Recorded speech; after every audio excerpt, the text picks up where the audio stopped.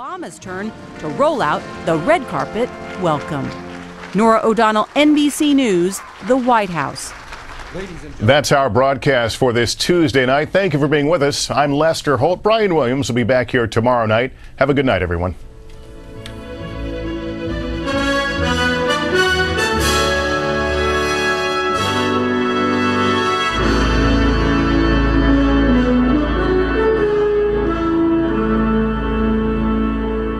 TheGriot.com, the African-American perspective on news. Our lives, our world, our stories. TheGriot.com, part of NBC News. Now, this is News 6 at 6 in high definition. The tragedy took 21 lives. 6 years later, 2 former owners of the E2 nightclub face a prison sentence. Good evening, I'm Nicole Marks. And I'm Matt Whitney. Thank you for joining us. Those owners have been cleared of manslaughter charges in the nightclub disaster, but a housing court violation led them to the sentence today. This is almost unheard of in the state of Illinois because it came from housing court. It is also a very interesting case, also because it had nothing to do with what caused the deaths at the E2 nightclub. The 2 men are going to prison for contempt of court. News 6's Charlie Wojciechowski explains more. With a kiss for law, Calvin Hollis on a federal thorough investigation done on the city of Chicago. While the judge said he did consider probation in this case, he says he chose the middle ground, a 2-year sentence because of the willful and the cautious contempt of court shown on the part of the defendants. Both men say they do plan to appeal. In other news now, new billboards going up promise $5,000 bounty for information leading to an arrest of child killers. Father Michael Flagger and St. Sabina's Church are behind this campaign. Flagger says it sends a clear message to violent criminals. The first billboard went up today near 67th and Ashland. 20 of them will be placed throughout the city. A touching turn of events after a Chicago boxer's death. Francisco Rodriguez died of his injuries after a fight in Philadelphia on Sunday night. His family's decision to donate his organs will save 8 other people's lives, including his uncle, who was desperately in need of a kidney transplant. It was like a pressure came off my chest, you know. I felt like my brother, you know, said, "Good job. That's what I needed. You guys to do this for me." An account has been set up to help the family with medical expenses. Donations can be made at any Chase Bank branch location. Tonight, a win for thousands of airline passengers who have been stuck on delayed flights. For the first time, the government is punishing airlines for keeping passengers on a plane. News 6's Natalie Martinez has that story. It was the middle of the night at Rochester International Airport last August. The airport was closed, but they expect airlines to respect the right of passengers. I think it would actually create some results so that there wouldn't be so many people stuck on the tarmac. Back in November of last year, the Department of Transportation proposed regulations to bolster passengers' protection and rights. A vote is expected by the end of the year. A Chicago couple is suing American Airlines over an alleged racist remark made by one of its employees.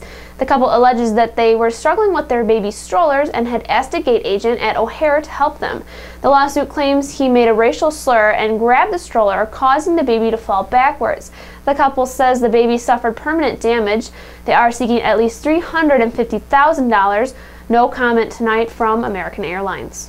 There's much more ahead here on our News at 6. Rebates, returns, and refunds in the hustle and bustle of the holidays. Tips to help keep your purchases from breaking the bank.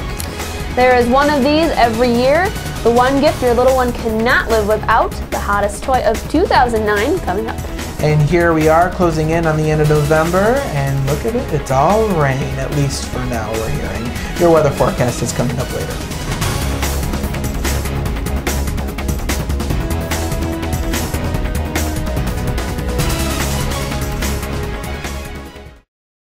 Watching News 6 at 6 in high definition. The unofficial start to the holiday shopping season is just 3 days away. Yes. Before you start your holiday shopping, the city's Consumer Protection Agency has a warning to guard against costly mistakes. News 6's Lauren Jiggets reports. As shoppers pour over merchandise, they should remember to look over something else. The fine. What you think you're buying, but then you become prey for identity theft. Lauren Jiggets. The city also warns when it comes to layaways, you should find out how long you should keep the item there, what fees are involved, and what happens when the item goes on sale. Tonight, it is officially underway, the largest crib recall ever in the United States. It involves more than 2 million cribs, which the Consumer Product Safety Commission blames for at least 4 infant deaths. At issue, drop-side cribs made by stock crafts sold by major retailers across the country. For more details, you can call the company. The number is on your screen there. It is 866-361-3321, or log on to their website at storkcraft.com. Chicago-based Playboy magazine is slimming down its workforce to try and stop losing money. Playboy says it will outsource all magazine functions except editorial, cutting about 25 jobs. Playboy is expected to lose about $8 million this year, but hopes to gain a profit by 2011. Well, still ahead, even if you like shopping, chances are you can get annoyed while you are out and about. Trying to get all those presents picked out, what is the one thing that irritates holiday shoppers the most? We have a new survey and what it reveals.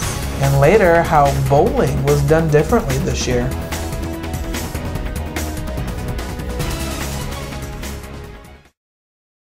Here we go again into the crazy holiday shopping season, and this year's hottest toy is a bit of a surprise. Meet Mr. Squiggles, the interactive battery-operated hamster. Zuzu pets are becoming the latest craze. There are 5 to choose from, but right now stores are sold out or are selling out. Internet auction sites like Amazon are selling the item for much more than the $8 retail price, so good luck with those. Gotta have Mr. Squiggles. Here's a question that will no doubt spark a lot of answers. What annoys you most about holiday shopping? Is it the crowded stores, the effort it takes to get to the stores, all the traffic, or is it the search to find that dreaded parking spot? There's a long list and it goes on and on. The folks at Consumer Report conducted a survey, and here's what they found. The most annoying thing about holiday shopping is when stores don't open all the checkout lanes and you have to wait to make the buy. Also on the list, fake sales. If something is always 20% off, it's not on sale. Coupons that exclude almost everything in the stores is another sore spot with shoppers, as well as the dreaded extended warranty sales pitch. That is a long list, and I can certainly agree with all of that. Have you started your holiday shopping yet? Actually, I have. I have most of it done. I already. How about yourself? No. No, not at all. I'm one of the people that dread going shopping, so I'll be one of the last I don't wait, ones. so I don't have to get into that last minute shopping. Well, it looks like the weather is going to be great for Black Friday shopping. But everyone is worrying about that important holiday travel day, which is tomorrow, of course, Wednesday, and of course, your Thanksgiving day. Let's get a look at your weather forecast.